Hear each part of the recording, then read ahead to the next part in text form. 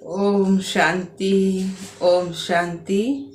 आज बाबा के 6/4/2023 के महावाक्य प्रातः मुरली ओम शांति बाप दादा मधुबन। बाबा ने कहा, मीठे बच्चे, जी बाबा, ऐसी कोई गफलत मत करो जिससे माया को थप्पड़ लगाने का चांस मिले। ऐसी कोई गफलत नहीं करो जिसे माया को थप्पड़ लगाने का चांस मिले। अगर श्रीमत पर नहीं चलेंगे तो माया थप्पड़ मार मुंह फेर देगी। प्रश्न दिया बाबा ने, सूर्यवंशी राजधानी में एयर कंडीशन टिकट लेने का आधार क्या है? सूर्यवंशी राजधानी में एयर कंडीशन टिकट लेने का आधार क्या है? वह किन्हें प्राप्त होती है? उत्तर दिया बाबा ने, सूर्यवंशी राजधानी में एयर कंडीशन टिकट लेने के लिए हर कदम श्रीमत पर चलना पड़े, अपना सब कुछ बाप पर अर्पण करना पड़े। जो पूरे अर्पण होते हैं वही साहूकार बनते हैं। सूर्यवंशी राजधानी है ही एयर कंडीशन।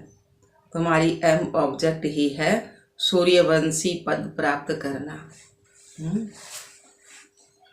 बाकी नंबरवार पद तो है ही। गीत आया है, वह बड़ा खुश नसीब है। ओम शांति। इस गीत के अर्थ को तुम ब्राह्मण कुलभूषण बच्चे ही जानते हो। जिसने भगवान मिल गया वो बहुत खुश नसीब है। अभी तुम बच्चे हो ब्राह्मण संप्रदाय, फिर देवी संप्रदाय बनेंगे। एकदम ब्राह्मण, हाँ, फिर देवी संप्रदाय सतयुग में बनेंगे। बच्चों को बाप बैठ समझाते हैं, जबकि बेहद का बाप सम्मुख है और उससे बेहद का वर्षा मिल रहा है। बाकी और क्या चाहिए? भक्ति मार्ग कब से चलता है यह भी कोई को पता नहीं है। द्वापर युग से भक्ति मार्ग चला है, कोई को पता नहीं है। भक्ति मार्ग वाले भगत भगवान को अथवा ब्राइड्स गुरु को याद करती हैं। दुल्हन मतलब दूल्हे को याद करती है। ब्राइड्स गुरु को याद करती हैं, परंतु वंडर यह है बाप को जानते नहीं हैं। भगवान ने याद करे हैं लेकिन जानते कुछ भी को नहीं। ऐसा कब देखा? सजनी साजन को नहीं जाने तो याद कैसे कर सके? भगवान तो सबका बाप ठहरा ना। बच्चे बाप को याद करते हैं, परंतु पहचान बगैर याद करना सब व्यर्थ है। इसलिए याद करने से कोई फायदा नहीं निकलता। याद करते करते कोई भी ऑब्जेक्ट तो पाते नहीं है। भगवान कौन है, उससे क्या मिलेगा? याद करते करते भावन का कोई भी एम ऑब्जेक्ट तो पाते नहीं। भगवान कौन है, लक्ष्य तो नहीं पता ना उसमें, उससे क्या मिलेगा? कुछ भी नहीं जानते। इतने सब धर्म है, क्राइस्ट, बौद्ध, प्रेस्टर अथवा धर्म स्थापन करने वालों को उनके फॉलोअर्स याद करते हैं, परंतु उनको याद करने से हमको क्या मिलना है? कुछ भी पता नहीं है। इससे तो जिस्मानी पढ़ाई अच्छी है। बाबा कहे भक्ति मार्ग तथा जिस्मानी पढ़ाई भी अच्छी है। एम ऑब्जेक्ट तो बुद्धि में रहती है ना, कि ये पढ़ाई पढ़कर हम डॉक्टर बनेंगे, इंजीनियर बनेंगे, मास्टर बनेंगे। तो बाबा ने कहा, बाप से क्या मिलता है, टीचर से क्या मिलता है वह समझ सकते हैं, और गुरु से क्या मिलता है यह कोई भी नहीं समझ सकते। अब तुम बच्चों को निश्चय हुआ है कि हम बाप के बने हैं। बाबा हमको 5000 वर्ष पहले मौफिक आ करके स्वर्ग का मालिक बनाते हैं अथवा शांति धाम का मालिक बनाते हैं।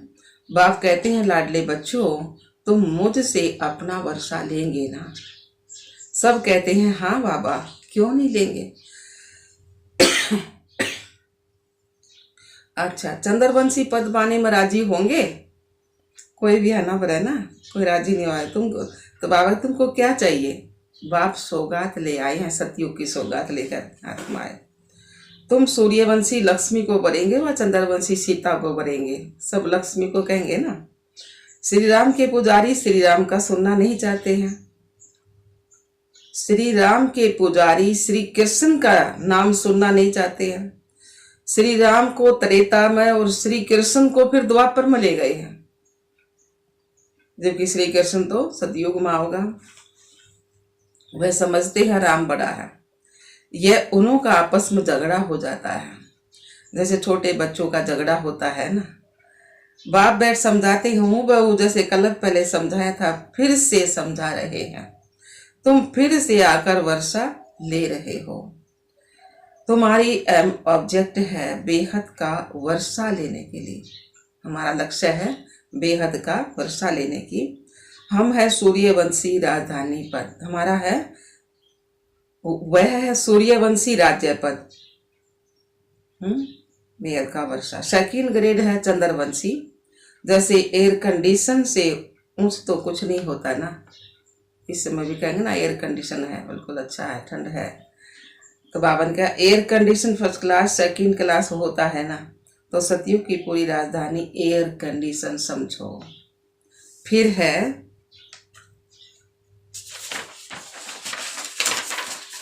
First class. तो बाप कहते हैं तुम एयर कंडीशन का सूर्यवंशी राज्य लेंगे, वह चंद्रवंशी फर्स्ट क्लास का लेंगे। सब सूर्यवंशी का लेंगे नहीं कहेंगे ना, तो उससे भी कम तो फिर सेकंड क्लास में नंबर वारिस बनो, फिर तुम पीछे पीछे आकर राज्य करेंगे, राज्य पाएंगे। नहीं तो थर्ड क्लास पर जा, फिर उनमें भी टिकट रिजर्व होती है। First class reserve, second class reserve, number वार दर्जे तो होते हैं ना।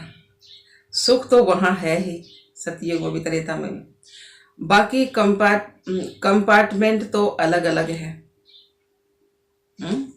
बाकी कंपार्टमेंट तो अलग अलग, कंपार्टमेंट मतलब वे तो सब अलग अलग है ना। साहूकार आदमी टिकट लेंगे एयर कंडीशन की। तुम्हारे में साहूकार कौन बनती हैं? जो सब कुछ बाप को दे देते हैं। बाबा यह सब कुछ आपका है। भारत में ही महिमा गायु है, सौदागर, रत्नागर और जादूगर। यह महिमा किसकी है? बाप की, ना कि श्री कृष्ण की। श्री कृष्ण ने तो वर्षा लिया है। ब्रह्मा बाबा आए तो श्री कृष्ण बनेगा, तो श्री कृष्ण तो इसमें वर्षा लिया है श्री कृष्ण ने। तो सतयुग में प्रारब्ध पाई, फिर तो वह भी बाप का बना। प्रारब्ध कहीं से तो पाई होगी ना, इस समय तो मिली ना संगम युग पे। लक्ष्मी नारायण सतयुग में प्रारब्ध भोगते हैं। अब तुम बच्चे अच्छी रीति जानते हो तो जरूर उन्होंने पास्ट में प्रारब्ध बनाई होगी ना। बचपन का नाम राधा कृष्ण होगा और शादी होने के बाद फिर लक्ष्मी नारायण, ये मम्मा बाबा ही बनेंगे ना।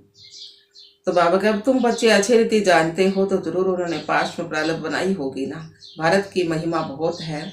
भारत जितना ऊंच देश और कोई भी हो नहीं सकता। भारत ही परम पिता परमात्मा का बर्थ प्लेस है, जन्म स्थान है। यह राज कोई की बुद्धि में भी नहीं बैठता।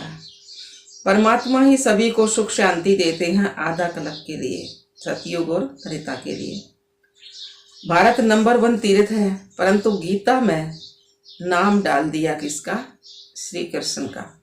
श्री कृष्ण ने गीता सुना, जबकि सुनाई शिव बाबा ने गीता। गीता या मुरली तो है ना, वो उसी शास्त्र वाली गीता ने कहने लगे श्री कृष्ण सुनाई, इसलिए इसका मर्तबा कम हो गया। नहीं तो सभी मनुष्य उस बाप को ही मानते और कोई पर फूल नहीं चढ़ाते। सर्व का पतित पावन बाप उनका सोमनाथ मंदिर है। शिव पर ही सभी आकर माथा टेकते हैं। परंतु ड्रामानुसार एक बाप को बोलने से सृष्टि की हालत देखो कैसी हो गई है, कैसी हो जाती। इसलिए शिव बाबा आते हैं, कोई तो निमित्त बनते हैं ना। अब बाप कहते हैं बच्चे ऐसे दीदी भाव, अपने को आत्मा निश्चय करो। मैं आत्मा किसका संतान हूँ, किसकी संतान हूँ, यह कोई भी नहीं जानते। वंडर है ना। अब मैं आत्मा शिव बाबा की संतान हूँ ना। कहते भी हो गॉड फादर रहम करो। शिव जयंती ही मनाते हैं, परंतु वह कब आए थे यह कोई को पता नहीं है। यह 5000 वर्ष की बात है। बाप ही आकर नई दुनिया सतयुग स्थापन करते हैं। सतयुग की आयु लाखों वर्ष तो नहीं है ना। शास्त्रों में लिख दिया ना सारा अड़गम बड़गम। सतयुग की आयु सिर्फ 1250 वर्ष, त्रेता की 1250 वर्ष, सारे युगा की 1250 वर्ष, संगम युग की है 100 साल। तो बाबा ने कहा बाप बच्चों को कितना सहज कर समझाते हैं। सिर्फ याद करो, गरज व्यवहार में रहते कमल फूल समान बनो। विष्णु को ही सभी अलंकार दिए हैं, शंख भी दिया है, कमल पुष्प भी दिया है। वास्तव में देवताओं को ये अलंकार थोड़े दिए जाते हैं, शायद तो ये ब्राह्मणों के, लेकिन ब्राह्मण ऊपर नीचे होते रहे ना, इसलिए शोभा नहीं देते, तो इसलिए फिर विष्णु के हाथ में दिए हैं। तो बाबा ने कहा वास्तव में देवताओं को ये अलंकार थोड़े दी जाती है। कितनी गहरी और गंभीर बातें हैं ब्राह्मणों के अलंकार, परंतु ब्राह्मणों को कैसे देवे। आज ब्राह्मण ऊंचे कल नीचे होकर कुछ ऊपर नीचे होते रहे हैं ना। बाबा ने कहा आज ब्राह्मण है, कल शूद्र बन पड़ते हैं। ब्रह्मा कुमार से शूद्र कुमार बन पड़ते हैं। माया देरी नहीं करती है। अगर कोई गफलत की, बाप की श्रीमत पर ना चला, बुद्धि खराब हुई, तो माया अच्छी तरह से चमाट मार के मुंह फेर देती है। मनुष्य गुस्से में आकर कहते हैं ना, थप्पड़ मार मुंह फेर दूंगा। तो माया भी ऐसी है, माया भी तो थप्पड़ मार मुंह फेर देगा है ना। तो बाबा ने कहा बाबा को भूले और माया एक सेकंड में थप्पड़ लगाए मुंह फेर देती है। जैसे एक सेकंड में जीवन मुक्ति पाते हैं, ऐसे सेकंड में जीवन मुक्ति खत्म कर देते हैं। कितने अच्छे अच्छे को माया पकड़ लेती है, देखती है कि यह कहाँ गफलत में है, मैं झट थप्पड़ लगा देती हूँ। माया भी तो बाबा ने छोड़ रखी है परीक्षा लेने टाइम। तो बाप तो बच्चों का मुंह पुरानी दुनिया से फेर कर नई दुनिया तरफ करते हैं। और लौकिक बाप कोई गरीब होता है, पुरानी झोपड़ी में रहता है, फिर नया बनाते हैं तो बच्चे की बुद्धि में बैठ जाता है बस अब नया मकान तैयार होगा, हम बैठेंगे, यह पुराना तोड़ देंगे। तुम्हारे लिए भी अब बाप ने हथेली पर भैसत लाया है, वह वैकुंठ लाया। कहते हैं लाडले बच्चे आत्माओं से बात करते हैं। बाबा बाबा मीठे लाडले बच्चे का आत्माओं से बात करते हैं। इन आंखों द्वारा तुम बच्चों को देख भी रहे हैं। इन आंखों द्वारा, ब्रह्मा की आंखों द्वारा बाबा बच्चों को देख भी रहे हैं। कश्मीर में ब्राह्मण लोग बहुत खुश होते हैं, श्राद्ध आदि भी वहां खिलाते हैं। ब्राह्मण में आत्मा को बुलाते हैं। यह सभी साक्षात्कार का राज रखा हुआ है। ऐसे नहीं कि आत्मा कोई से निकल कर आती है। आत्मा एक शरीर छोटा दूसरा जन्म ले लिया तो वो श्राद्ध में फिर बुलावा है ना, श्राद्ध आदि खिलाव है, तो कहने थोड़ी ना है किसी को दूसरे में शरीर मत आत्मा निकल कर वो आत्मा होगी। ये तो रिवाज बना रखी है ना। अपने बड़ों की आत्मा को बुलाते हैं, उनके लिए सभी कुछ तैयार रखते हैं, समझते हैं फलाने की आत्मा आएगी। फिर उनसे पूछा भी जाता है, आगे आत्मा बोलती थी, फिर उनसे पूछा जाता आप राजी खुशी हैं, तो वह सुनाती है। यह भी ड्रामा अनुसार खेल सारा चलता है। कभी कभी बताते भी हैं मैंने फलाने घर में जन्म लिया है, किसी किसी को अपनी याददाश्त आ जाए पीछे की फलाने घर में जन्म लिया है। ये सब साक्षात्कार की रीति ड्रामा में बनी हुई है जो रिपीट होती है, बाकी आत्मा कोई आती नहीं है। बाबा ने कहा आत्मा कोई आती नहीं है। आगे टेबल में भी बुलाते थे। बाबा को सभी अनुभव है, ब्रह्मा बाबा को। अब टेबल में आत्मा तो आ ना सके। जिसने जो कुछ किया यह ड्रामा में था। बाबा ने कहा सो हुआ। ड्रामा को कितना अच्छी रीति पकड़ना पड़ता है, भोग लगाया जाता है, आत्मा को बुलाया जाता है। यह सभी ड्रामा में नूंद है, इसमें संशय की कोई बात नहीं है। नए आदमी न समझने के कारण मूंझते हैं। बाप जादूगर भी है, समझाते हैं मैं भी ड्रामा के बस में हूँ। ऐसे नहीं कि ड्रामा के बगैर कुछ कर सकता हूँ, नहीं। बच्चे बीमार पड़ते हैं, ऐसे नहीं कि मैं ठीक कर दूंगा, ऑपरेशन कराने से छुड़ा दूंगा, नहीं। कर्म तो भोग तो सभी को भोगना ही है। बाबा कह यार ब्रह्मा को खांसी आई तो इसका कर्म भोग, तो इसमें तो देखो खुद भगवान की आत्मा है तो भोगना तो इसने पड़ा है। तो जैसा हमने कर्म कर रखा है उसे तुमने भोगना पड़ेगा। शरीर में बीमारी तो कुछ आवेगी। बाबा कहे या तो याद प्यार तो ना मारते, हिसाब किताब तो बराबर करूंगा। प्यार तो बाबा ने याद कर लेंगे तो उससे हिसाब बराबर होगा, ना तो फिर मारते बीमारी आओगी। तो बाबा ने कहा बच्चे बीमार पड़ते ऐसे नहीं कि ठीक कर दूंगा, ऑपरेशन आज छुड़ा दूंगा, नहीं। कौन कर्म भोग तो सभी को भोगना ही है। तुम्हारे ऊपर तो बोझ बहुत है क्योंकि तुम सभी से पुराने हो। अब पहले आए थे सतयुग त्रेता में, पहले आए थे तो सबसे पहले आए थे तो बोझ भी बत्ती है ना। मतलब कि द्वापर में फिर शुरू में खोटे करने लग गए तो सब बोझ भी तो बत्ती हो गया ना हमारे ऊपर फिर। तो बाबा ने कहा, हाँ कह रहे थे ना, तुम्हारे ऊपर तो बोझ बहुत है क्योंकि तुम सभी से पुराने हो, स्तो प्रधान से एकदम तुमो प्रधान बने हो। अब तुम बच्चों को बाप मिला है तो बाप से वर्षा लेना चाहिए। तुम जानते हो कलप कलप हम ड्रामानुसार बाप से वर्षा लेते हैं। जो सूर्यवंशी चंद्रवंशी घराने के होंगे वह अवश्य आएंगे। तो सती उतरे हम पहले आए होंगे, वे जरूर आएंगे। जो वह ब्राह्मण आकर जरूर बनेंगे ना।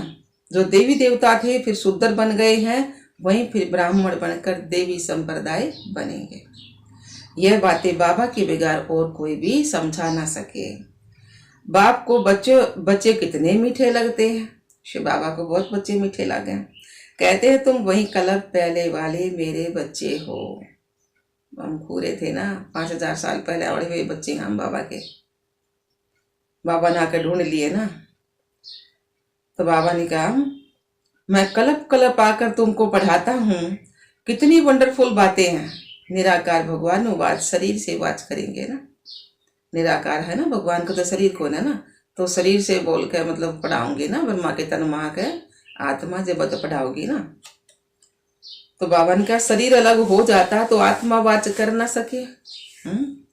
शरीर अलग हो जाता तो आत्मा वाच नहीं कर सकती ना, नहीं बोल सकती ना।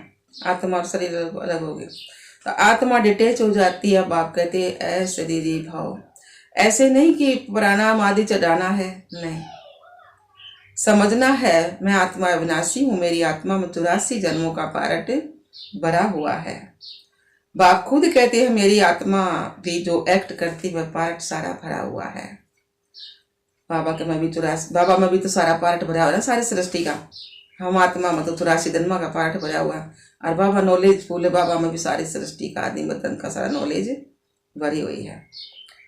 तो बाबा ने कहा ना मेरी आत्मा में जो एक्ट करती वह पार्ट भरा हुआ है। भक्ति मार्ग में भी वही पार्ट चलता है। भक्ति मार्ग में भी भक्ति का बड़ा दे है ना बाबा। तो कोई ने शराब पिया ही नहीं तो टेस्ट का पता कैसे हो सकता है।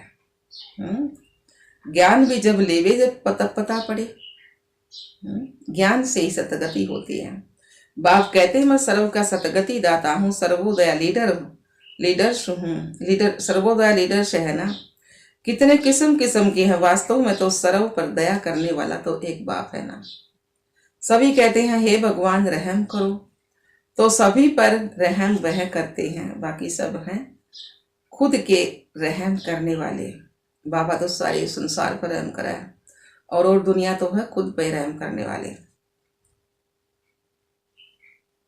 तो बाबा ने कहा बाप तो सारी दुनिया को स्तो प्रधान बनाते हैं।